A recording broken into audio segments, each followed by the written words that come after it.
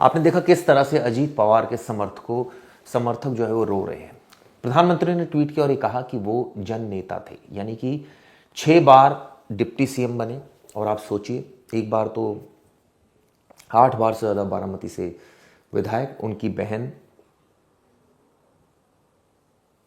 Member of parliament Baramati से, उनके चाचा शरद पवार एनसीपी के संस्थापक, इसके अलावा उनकी वाइफ राज्यसभा सांसद, यानी कि पूरा परिवार, पॉलिटिकल फैमिली। और आप सोचिए किस तरह से उनकी मौत हुई। अब इसको लेकर कई सवाल खड़े हुए। ममता बनर्जी ने तो जांच की भी बात कही। उनका कहना है कि सुप्रीम कोर्ट के रिटायर्ड जज से पूरे मामले की जांच कराई जानी चाहिए, लेकिन उनके समर्थकों का रो रो कर बुरा हाल है। ये आप तस्वीर देखिए किस तरह से समर्थक जो है वो अपने जो इमोशंस हैं उनको काबू नहीं कर पा रहे हैं। वाकई एक बड़ा नेता महाराष्ट्र ने खो दिया।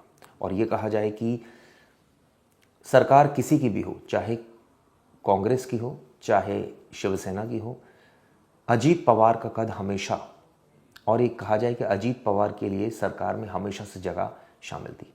अजीत पवार को महाराष्ट्र का चाणक्य कहा जाता था। ये कहा जाता था कि वो, उनके बिना सरकार बनना संभव नहीं है। और यही वजह थी कि सरकार में उनकी भागीदारी रहती थी। वो सीएम तो कभी नहीं बन पाए और ना उन्होंने कभी इच्छा जताई, लेकिन हाँ, डिप्टी सीएम जरूर बने। उन पर भ्रष्टाचार के आरोप भी लगे, लेकिन ये भी सच है कि लगातार वो लोगों के काम करते रहे। यही वजह है कि उनके समर्थकों में जो है वो काफ़ी इमोशनल हुए। जाते जाते आप प्रियंका चतुर्वेदी की बाइट सुनिए, वो भी इमोशनल हो गई। इसके अलावा हमने देखा कि किस तरह से कुछ और नेता भी इमोशनल हुए। पहुंचने वाले थे अजीत पवार और रनवे पे ही ये प्लेन क्रैश हो गया। आपने उनके साथ काम भी किया है। जी बिल्कुल। उनका जो कमिटमेंट था काम को लेकर, महाराष्ट्र को लेकर, अपने पक्ष को लेकर, पार्टी के कार्यकर्ताओं को लेकर, बारामती को लेकर, वो बहुत ही, सभी जन उसकी प्रशंसा करते थे और उनके काम की प्रशंसा करते थे।